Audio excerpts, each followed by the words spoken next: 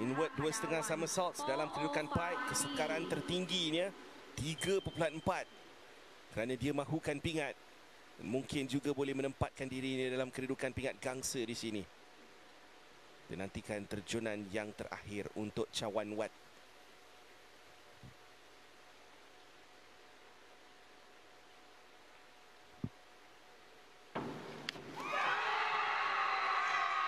Satu lagi terjunan yang sempurna.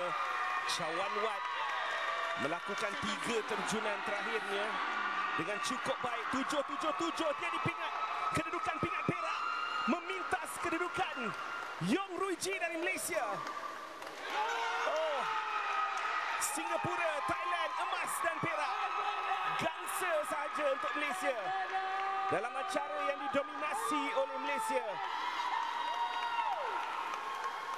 Acara terjun ini dalam 1 meter papan anja.